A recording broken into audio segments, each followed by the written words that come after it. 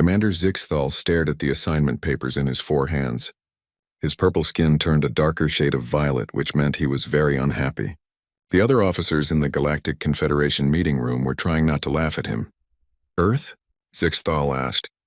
His voice made a clicking sound like angry insects. "You want me to watch the humans at their war school?" Admiral Clethnor nodded with all 6 of his heads. "The humans are new to space travel. We need someone to watch them and write reports.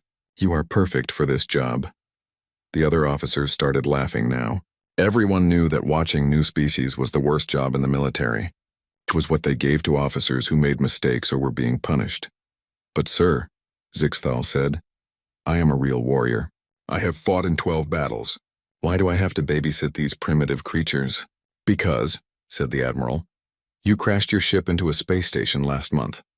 You said it was an accident, but the security videos show you were trying to impress a female officer." Zixthal's skin turned even darker. That was true, but he did not want to talk about it. "The humans cannot even travel between stars yet," said Colonel Vexitar from across the room. "They still use chemical rockets like children playing with toys. What could you possibly learn from them?" All the officers laughed again. Zixthal wanted to hide under his desk. 3 days later, Zixthal's ship landed on Earth. He had spent the journey reading about humans. They were strange creatures with only 2 arms and 2 legs. They had soft skin and no natural weapons like claws or poison.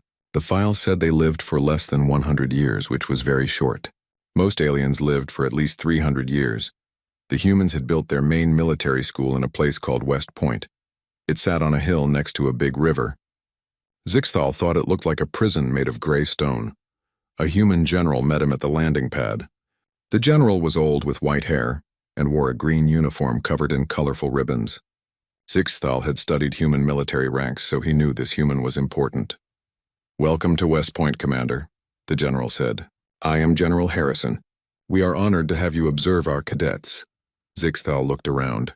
Young humans in gray uniforms were marching in straight lines. They moved their arms and legs at the same time like robots. It looked very silly. "What are they doing?" Zixthal asked. "Morning formation," General Harrison said. "The cadets are preparing for physical training." Zixthal watched as hundreds of young humans gathered in a big square area. A loud human with stripes on his uniform started shouting at them. Zixthal's translator worked hard to understand the words. "Good morning, warriors," the loud human shouted. "Good morning, Sergeant Major." All the young humans shouted back. Then something very strange happened. The young humans started running. Not just a few of them, but all of them. They ran in groups while singing songs about wanting to be airborne rangers and infantry. Soldiers. Zixthal did not understand why they were singing about wanting to jump out of flying vehicles. "Why are they running?" Zixthal asked the general. "Are they being chased by enemies?" General Harrison smiled. "No, Commander. This is their morning exercise. They do this every day." "Every day?" Zixthal could not believe it. "They run every day when no one is chasing them?" "Yes," the general said. "Physical fitness is very important for soldiers." Zixthal made notes on his data pad.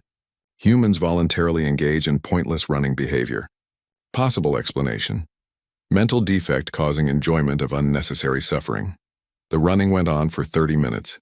Zixthal watched in horror as the humans sweated and breathed heavily, but kept running anyway. Some of them were even smiling. When they finally stopped, they did not collapse like normal creatures would. Instead, they started doing push-ups. More self-torture, Zixthal whispered to himself. After the exercise, Zixthal followed a group of cadets to their breakfast hall. He expected to see them eating raw meat like proper warriors. Instead, they ate strange human foods like eggs and bacon and drank a black liquid called coffee. One young human sat down near Zixthal. The cadet had short brown hair and looked very tired. "Excuse me, sir," the cadet said politely. "Are you the alien observer we heard about?" Zixthal nodded. "I am Commander Zixthal. I am here to study your military training." "Cool," the cadet said. His tiredness seemed to disappear. "I'm Cadet Johnson. This is my first year here. Do you want to know about Beast Barracks?" "Beast Barracks?" Zixthal asked. That sounded promising. Maybe humans did have some proper warrior training. "It's our summer training program," Johnson explained. "We wake up at 5 in the morning every day. Then we do exercises, march with heavy packs, learn to shoot weapons, and practice fighting. The upperclassmen yell at us a lot. Zixthal was confused. Why do you call it beast barracks? Johnson smiled. Because it turns us into beasts, sir. Lean, mean fighting machines. This made no sense to Zixthal. The human looked nothing like a beast. He was still small and soft with no claws. Later that day, Zixthal watched a class where humans learned to fight with their hands. The instructor, a scary-looking human with many scars, was teaching them to break wooden boards. The key is focus, the instructor said. You must believe you can do it. Mind over matter, one small female cadet stepped forward. She was smaller than most of the males, but she hit the wooden board with her bare hand. The board broke in half. Zixthal made more notes. Humans can break objects with their soft appendages. Method unknown. Possible use of mental powers or hidden body modifications. In the evening, Zixthal sent his first report to Galactic Command. Day 1 Observation Report. Human Military Academy. The Human Military Training Facility appears to be a center for voluntary self-torture. Young humans wake up before dawn and engage in pointless running while singing battle songs. They seem to enjoy activities that would be considered punishment on other worlds. The humans show signs of mental conditioning that makes them believe they can accomplish impossible tasks. I observed one small female break a wooden board with her bare hand, despite having no visible weapons or armor. Most concerning, the humans appear happy during their training. They smile while suffering. This suggests either advanced mind control technology or a species-wide mental disorder that makes them enjoy pain. I will continue observations, but request immediate backup in case the human madness is contagious. Commander Zixthal, Galactic Confederation Observer Corps. After sending the report, Zixthal sat in his temporary quarters and looked out at the Human Academy. In the distance, he could hear cadets singing songs in their dormitories. The words were about honor, duty, and something called country. Zixthal did not understand these concepts. In his species, you fought for your clan because you had to. You followed orders because commanders were stronger than you, but these humans seemed to fight for ideas that you could not see or touch. As he prepared for sleep, Zixthal heard a knock on his door. It was Cadet Johnson from breakfast. Sir, Johnson said, some of us were wondering if you wanted to join us for evening study. We're learning about famous battles in Earth history. Zixthal was curious. What kind of battles? Well, tonight we're studying the Battle of Thermopylae. 300 Spartans held off thousands of enemy soldiers for 3 days. They all died, but they gave their city time to prepare for war. They all died? Zixthal asked. And this is considered a good battle? Johnson nodded eagerly. Yes, sir. They knew they were going to die, but they fought anyway. That's what makes them heroes. Zixthal stared at the young human. These creatures studied battles where everyone died and called it heroic. What kind of species celebrated glorious defeat? Thank you, Zixthal said slowly. But I need to rest. As Johnson walked away, Zixthal realized he might need to write a lot more reports than he had planned. Zixthal had been at the Human Academy for 2 weeks now. Every day brought new confusion. The humans had so many strange traditions that he needed 3 data pads just to keep track of them all. This morning, he was watching something called inspection. The young humans stood perfectly still in straight lines while older humans walked around looking at their uniforms and shoes. If a button was not shiny enough or a bed was not made correctly, the older humans would shout at them. Cadet Martinez, screamed an older human with sergeant stripes. What is this disaster on your head? Cadet Martinez's hair was maybe 1 millimeter longer than it should be. To Zixthal's eyes, all human hair looked the same, but apparently this tiny difference was very important. No excuse, Sergeant, Martinez shouted back. Zixthal made notes. Humans engage in detailed examination of minor appearance flaws. Purpose unclear. Possible religious ritual involving hair measurement. After inspection, Zixthal followed the cadets to their classes. Today they were learning about something called leadership principles. The instructor, Major Thompson, was a thin human with kind eyes and many ribbons on his uniform. Who can tell me about integrity? Major Thompson asked. A cadet raised her hand. Integrity means doing the right thing even when no one is watching, sir. Correct. And why is this important for officers? Because soldiers will only follow leaders they trust, sir. If we lie or cheat, our soldiers will not respect us. Zixthal was puzzled. In his species, leaders ruled through strength and fear. The idea that soldiers would choose not to follow orders was very strange. The lesson continued with discussions about moral courage and taking care of your soldiers. The humans talked about leaders who gave up their own comfort to help their troops. Some had even died protecting their soldiers instead of saving themselves. Humans have backwards hierarchy system. Zixthal wrote, leaders serve followers instead of followers serving leaders. This should cause military collapse, but somehow does not. That afternoon, Zixthal witnessed something called a parade. All the cadets put on their best uniforms and marched in perfect formation while a band played music.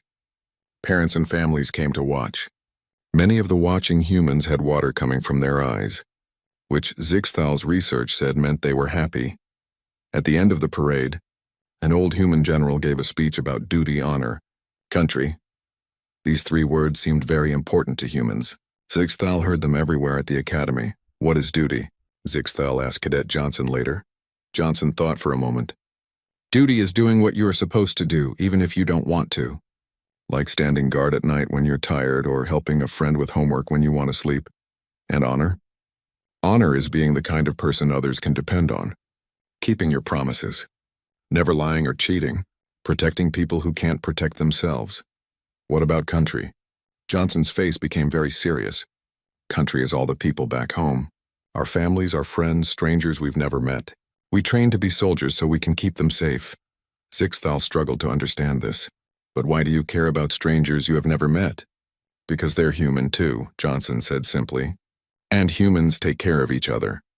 This conversation bothered Zixthal for days. In his species, you only cared about your own clan. The idea of protecting strangers seemed inefficient and dangerous. The next week, Zixthal observed graduation day. This was when fourth-year cadets finished their training and became real officers. The ceremony was held in a huge stone building with tall windows and flags everywhere. The graduating cadets wore special white uniforms and funny hats with flat tops. Their families filled every seat, many crying happy tears. Zixthal noticed that some families had traveled from very far away just to watch. The most important part was when the cadets took their oath. They all raised their right hands and said the same words together.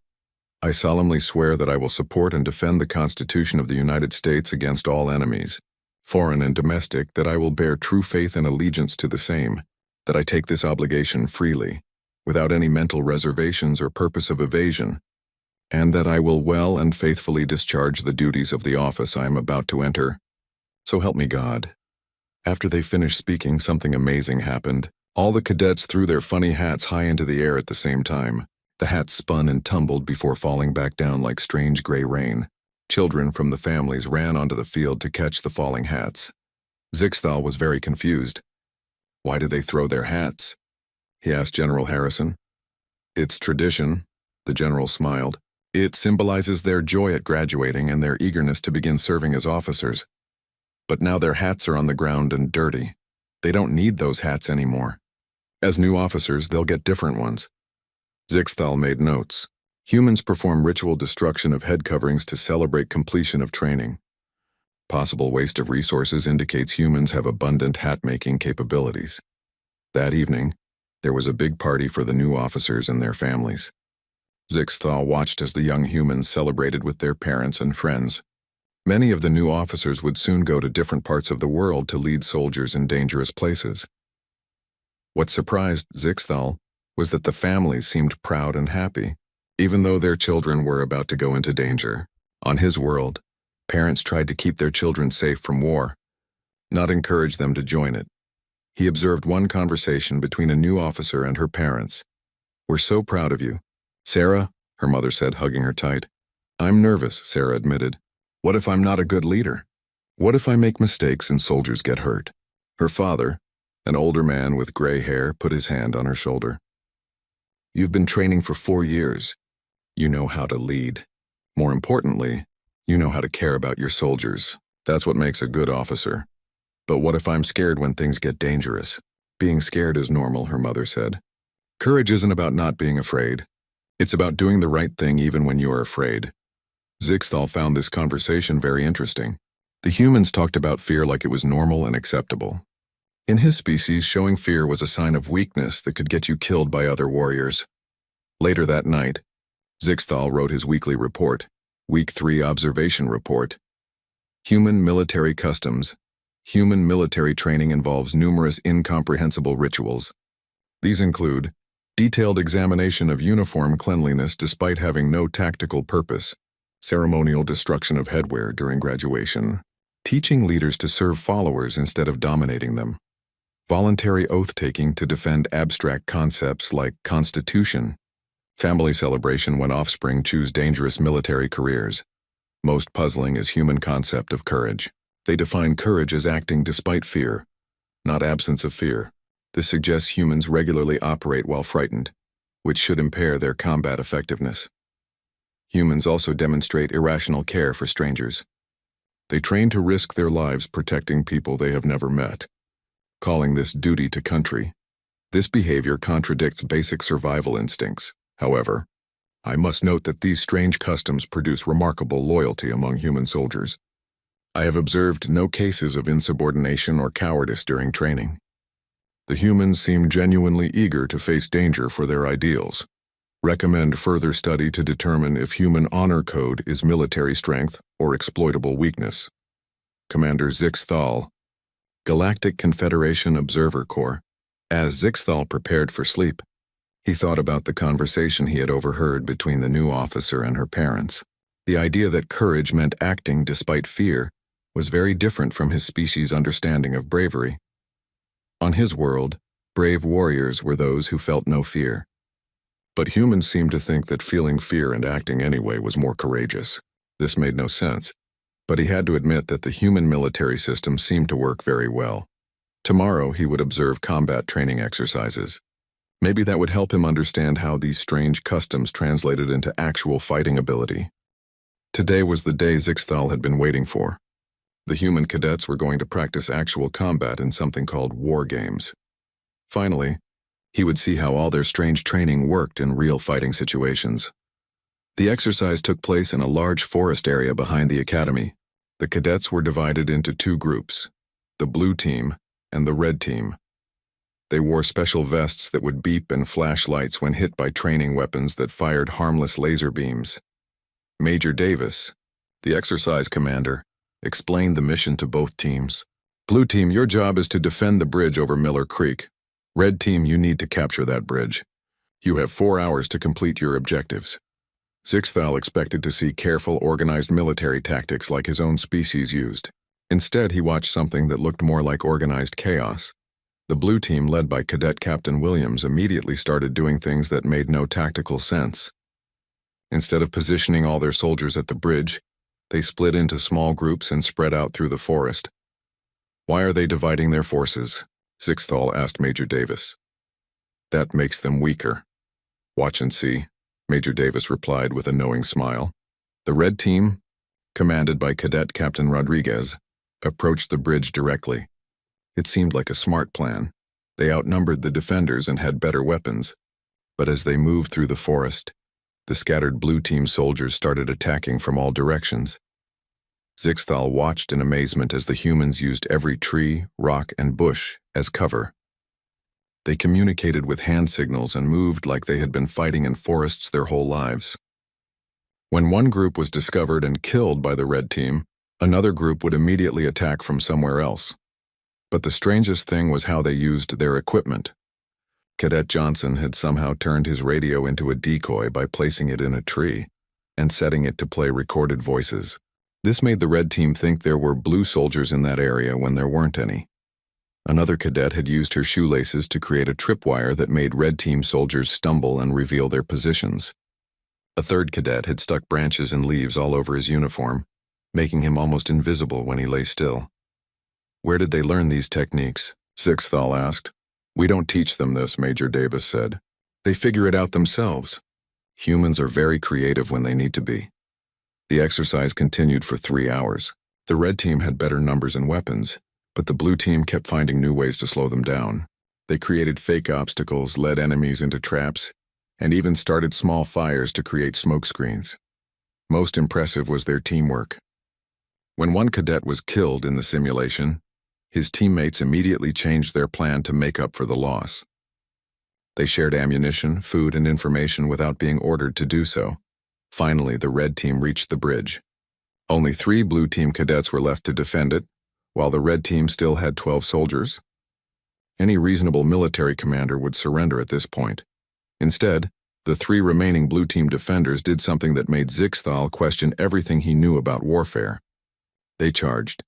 3 humans ran straight at 12 enemies, shooting and shouting battle cries. It was the most stupid, insane, impossible thing Zixthal had ever seen. It should have been a massacre. Instead, the blue team won. The red team soldiers were so surprised by the crazy charge that they hesitated for just a moment. In that moment of confusion, the 3 blue team cadets managed to kill 6 of them before being eliminated themselves. But their sacrifice had delayed the red team just long enough for backup blue soldiers to arrive and save the bridge. After the exercise, both teams gathered to discuss what had happened. Instead of the winners mocking the losers, they all talked about what they had learned and how they could do better next time. "Good job using the terrain. Rodriguez," Captain Williams told the red team leader. "That flanking maneuver around the creek almost worked." "Thanks, but your improvised obstacles were brilliant," Rodriguez replied. "I never thought of using shoelaces as tripwires. We walked right into that." Zixthal was fascinated by this conversation. The humans were sharing tactical knowledge with their enemies from just minutes ago. On his world, warriors kept their best techniques secret from everyone. "Why do you help each other?" Zixthal asked Captain Williams. "Rodriguez was your enemy in this battle." Williams looked confused by the question. "He's not my enemy. He's a fellow cadet. We're all on the same side, ultimately. We're training to lead American soldiers, so we need to be the best we can be. That means learning from everyone." This made no sense to Zixthal. Competition should make warriors stronger individually, but humans seem to use competition to make their entire group stronger. The next day, Zixthal observed a different kind of exercise. This time the cadets had to rescue hostages from a building while being outnumbered 3-1. The exercise was designed to be impossible to win. The cadet team, led by someone named Patterson, studied the situation for exactly 5 minutes before attacking. Zixthal expected them to fail quickly. Instead, they did something even crazier than the bridge battle. They split their small force into 4 groups and attacked from 4 different directions at the same time. While most defenders rushed to stop the main attack, 2 cadets climbed onto the roof and dropped through a skylight to reach the hostages. The whole rescue took 8 minutes. The cadets saved all the hostages and only lost 2 team members in the simulation. "How did you know that would work?" Zixthal asked Patterson afterward. Patterson shrugged.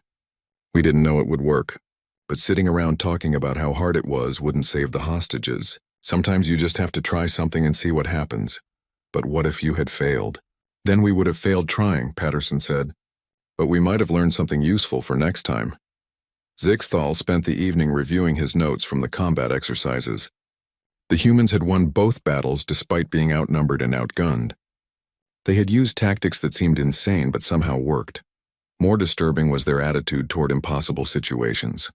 Whereas species would analyze and plan carefully before taking action, humans seemed to prefer action over analysis. They would rather try and fail than not try at all. That night he overheard a conversation between 2 cadets in the dining hall. "Did you see Martinez's squad in the urban combat exercise today?" one asked. "Yeah, that was insane. They used paint cans as improvised explosives and climbed through air conditioning ducts. Who thinks of that stuff?" "Martinez does. Remember last month when he turned that broken Jeep into a mobile shield? The guy sees possibilities where other people see problems. That's what makes him a good leader. He doesn't just accept the situation as it is. He figures out how to change it." Zixthal made careful notes about this conversation. The humans didn't just adapt to difficult situations. They actively tried to change those situations to their advantage. This was a very different approach to warfare than most species used. Later that week, Zixthal watched an exercise where cadets had to defend a position with limited ammunition and no reinforcements coming. The scenario was designed to teach them about resource management and tactical withdrawal. Instead of managing their resources carefully, the human cadets did something unexpected. They decided to attack. "We're going to run out of ammunition anyway," explained the team leader, Cadet Foster. "So let's use it all at once to hit them hard and fast. Maybe we can break their morale before our supplies run out." It was another impossible plan that somehow worked. The sudden, aggressive attack confused the attacking force so much that they retreated, thinking the defenders had more soldiers and weapons than they actually did. After watching week after week of these exercises, Zixthal realized something that frightened him. The humans were learning to be comfortable with impossible situations. They practiced fighting when outnumbered, outgunned, and out of supplies so often that it became normal for them. His weekly report reflected his growing concern. Week 6. Combat Observation Report. Human combat training reveals disturbing tactical preferences. Humans prefer attacking to defending, even when outnumbered. They voluntarily choose high-risk strategies over safe ones. Impossible odds seem to motivate rather than discourage them. They share tactical knowledge freely. Even with competitors, they view equipment as suggestions rather than limitations. Most concerning, humans practice fighting under worst-case scenarios until such conditions become comfortable. They train specifically for situations where defeat is expected. I have observed 12 combat exercises. In 11 cases, humans achieved objectives despite numerical and equipment disadvantages. Their success rate in impossible situations is 92%. Warning: these creatures appear to enjoy fighting against superior forces. They treat overwhelming enemy numbers as interesting challenges, rather than reasons for retreat. Recommend immediate strategic assessment. Species that finds war entertaining may be more dangerous than previously calculated. Commander Zixthal, Galactic Confederation Observer Corps. As Zixthal prepared his report, he thought about a comment he had heard from Cadet Johnson earlier that day. The harder the fight, the more fun it is. Zixthal had been at the Human Academy for 2 months now, and he thought he understood these strange creatures. Then came the day that changed everything he believed about human warfare. It started as a routine training exercise. The cadets were practicing urban combat in a mock city built behind the academy. Fake buildings, fake civilians, and very real-looking explosive devices were scattered throughout the area.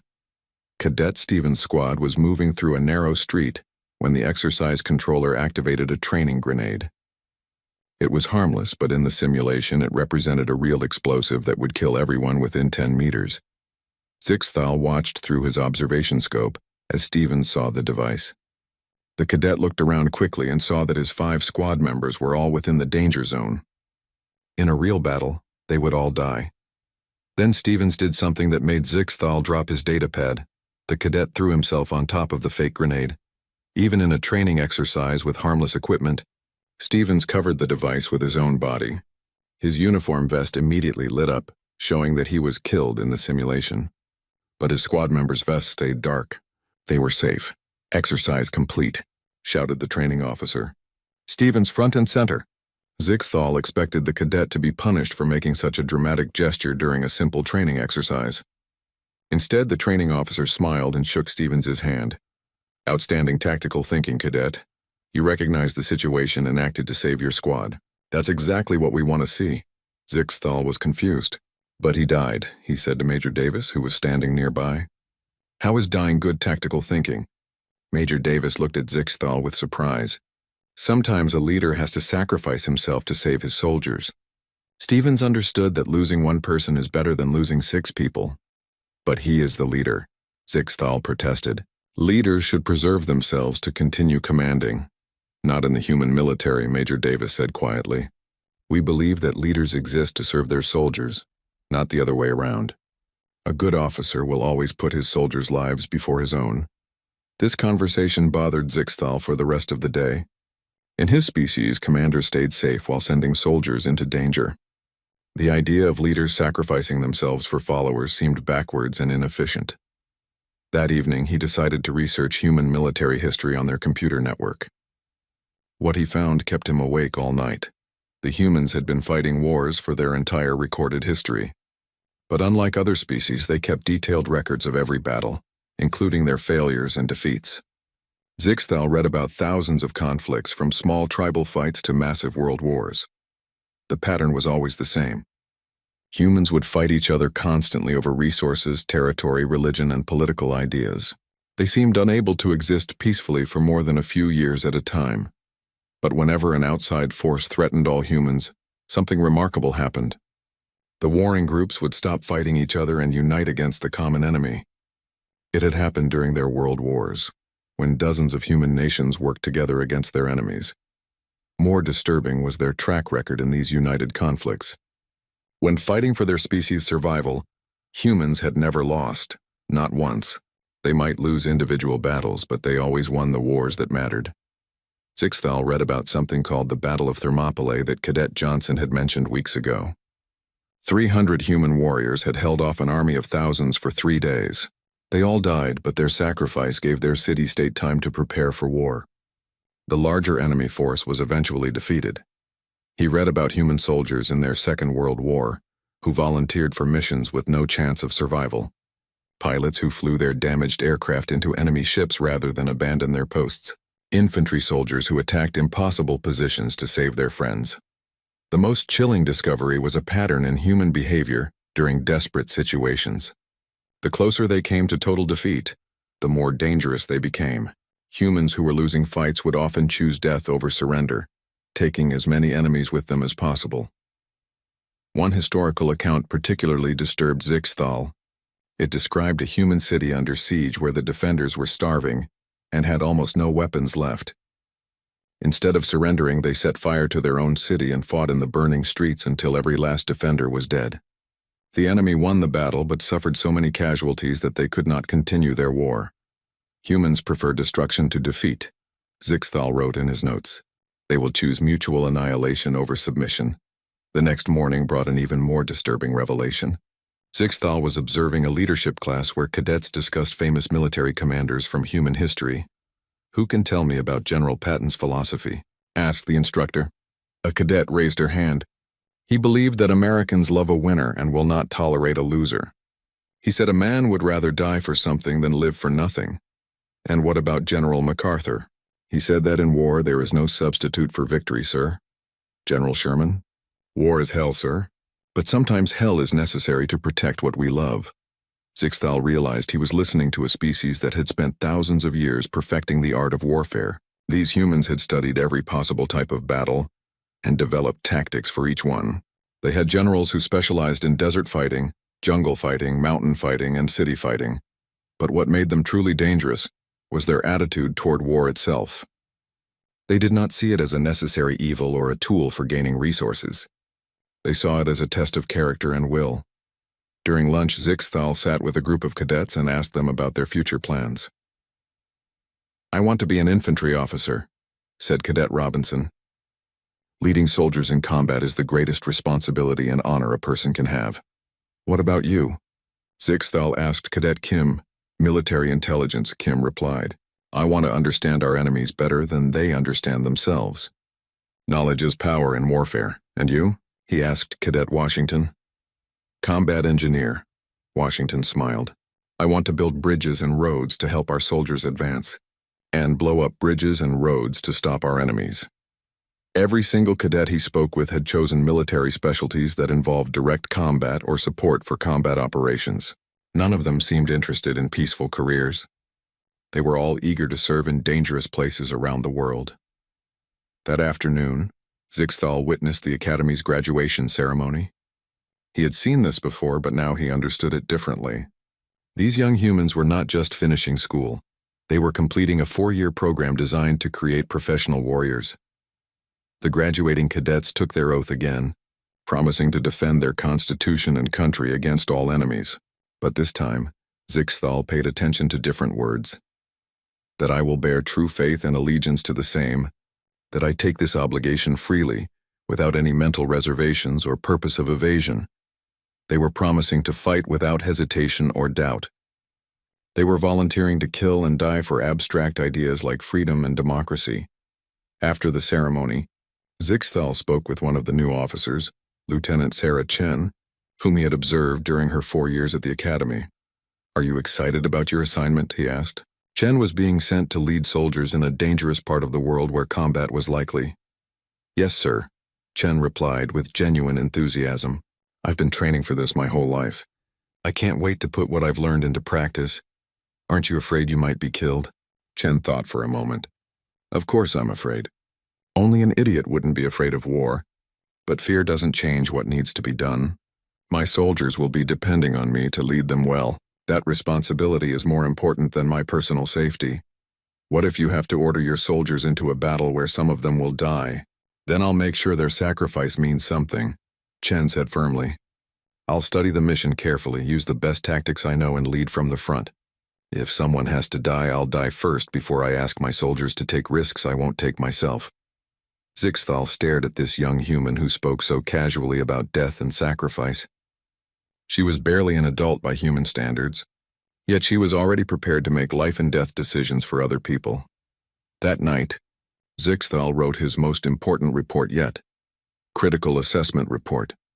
Human military capability. After extensive observation, I must revise all previous estimates of human combat potential. These creatures are not primitive warriors. They are apex predators disguised as a civilized species. Key findings. Humans have spent 5,000+ years perfecting warfare as both science and art. They view combat as character test rather than resource competition. Individual humans will sacrifice themselves for abstract concepts like honor and duty. They become more dangerous as situations become more desperate. They have never lost a species-wide conflict in their recorded history. They train constantly for war. Even during peace, their leaders are taught to die before their followers. They unite against external threats despite constant internal conflicts. Most alarming discovery. Humans appear to enjoy difficult battles. They view overwhelming odds as motivation rather than deterrent. Zixthal sat in his temporary office at the Human Military Academy, staring at a blank datapad. Today was his last day on Earth, and he had to write the most important report of his career. Everything he wrote would determine how the Galactic Confederation dealt with humanity. He had watched these creatures for 3 months. He had seen their training, their traditions, their way of thinking about war and peace. Now he had to explain to his superiors why everything they thought about humans was wrong. The door chimed and Cadet Johnson entered with a tray of food. Commander Zixthal, sir, I brought you some coffee and donuts for your last day here. Zixthal looked at the young human who had become his unofficial guide during his stay. Johnson would graduate in 2 weeks and become a lieutenant in the human army. He would probably spend the next 20 years leading soldiers in dangerous places around the galaxy. Johnson, Zixthal said. May I ask you something? Of course, sir. Do you hate fighting? Johnson thought for a moment while pouring coffee. I don't like violence for its own sake, if that's what you mean. I don't want to hurt people just because I can. Then why do you want to be a soldier? Because sometimes bad people try to hurt good people, Johnson said simply. When that happens, someone needs to stop them. I'd rather it be me than let innocent people suffer. But you could die, Johnson smiled. Sir, we all die eventually. The question is whether we die for something worthwhile. If I die protecting my family, my friends, or my country, then my death has meaning. That's better than dying old and safe but knowing I never helped anyone. After Johnson left, Zixthal sat quietly for a long time. The young human had just explained the entire philosophy of his species in a few sentences. They chose meaning over safety, purpose over survival. He began typing his final report. Final Assessment Report, Human Species Military Analysis. By Commander Zixthal, Galactic Confederation Observer Core Summary. After 3 months of detailed observation at the Human Military Academy, I must report that our initial assessment of human capabilities was catastrophically incorrect. Humans are not primitive warriors stumbling toward civilization. They are the most dangerous military species I have encountered in 20 years of service. Detailed findings, military culture. Humans have developed a military culture based on voluntary self-sacrifice for abstract ideals. Their soldiers fight not for personal gain or tribal survival, but for concepts like freedom, democracy, and human rights. This makes them nearly impossible to defeat through conventional means, as they cannot be bribed, threatened, or reasoned with when defending these principles. Combat effectiveness. Human military training produces warriors who perform better under stress than in comfortable conditions. They specifically practice fighting while outnumbered, outgunned, and cut off from support. What other species consider worst-case scenarios, humans treat as normal operating conditions. Leadership. Philosophy. Human military leaders are taught to value their followers' lives above their own. This creates extraordinary loyalty and unit cohesion. I have observed officers voluntarily accept death to save enlisted soldiers. This backwards hierarchy should cause military collapse, but instead produces unbreakable morale. Tactical innovation. Humans treat military equipment and doctrine as suggestions rather than absolute rules. They constantly modify weapons, invent new tactics, and find unexpected uses for common items. Their unpredictability in combat makes them extremely difficult to counter. Strategic thinking. Human military history shows a consistent pattern. They fight each other constantly but unite against external threats. Any hostile action against humanity will face a unified response from their entire species. They have never lost a species-wide conflict. Psychological profile. Most disturbing is the human attitude toward warfare itself. They study military history as entertainment, create movies and games about famous battles, and voluntarily enlist in military service during peacetime. They appear to view war as the ultimate test of character and skill. Specific incidents. Observed. Cadet Stevens threw himself on a simulated grenade to save his squad, treating his own death as acceptable losses. Multiple combat exercises where humans chose aggressive attack over defensive positions. Despite being outnumbered, cadets sharing tactical knowledge with competitors, prioritizing overall improvement over individual advantage. New officers expressing excitement about dangerous combat assignments rather than fear historical context. Research into human military history reveals they have been perfecting warfare for over 5,000 years. They have detailed records of every major battle and study both victories and defeats to improve future performance. Their military academies are not schools. They are warrior factories producing 1,000+ new officers annually. Current assessment. Humans pose an unknown level of threat to galactic peace.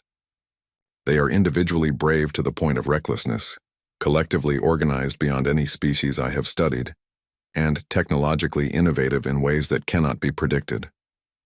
They combine advanced science with primitive warrior instincts. Critical warning. Humans do not seek to avoid war. They prepare for it constantly. They maintain standing armies during peace, conduct regular training exercises, and research new weapons continuously. They appear to believe that war is inevitable, and the best preparation is to become too dangerous to attack. Their military motto, observed repeatedly, is telling, if you want peace, prepare for war. They achieve peace through strength rather than diplomacy. Recommended actions. Immediate. Reclassify humans from developing species to potential galactic power. Urgent. Open formal diplomatic channels immediately. Critical. Offer full Confederation membership without the usual probationary period. Essential. Do not, under any circumstances, take hostile action against Earth rationale for emergency membership. Humans will develop faster than light travel within the next 100 years, based on their current technological progress. When they do, they will expand into space as aggressively as they have expanded across their own planet. We have two choices: welcome them as allies now, or face them as enemies later. Given their military capabilities and psychological profile, the second option could result in a galactic war that we might not win. Humans make excellent allies. They are loyal, brave, and willing to fight to defend their friends. They also make terrible enemies. They never surrender, never forget, and never forgive attacks on their people. Personal observations. I have come to respect these creatures despite their frightening nature. They are not evil or cruel. They simply view violence as a tool for protecting what they love. Their willingness to die for strangers and abstract ideas makes them both admirable and terrifying. The young humans I observed are not monsters.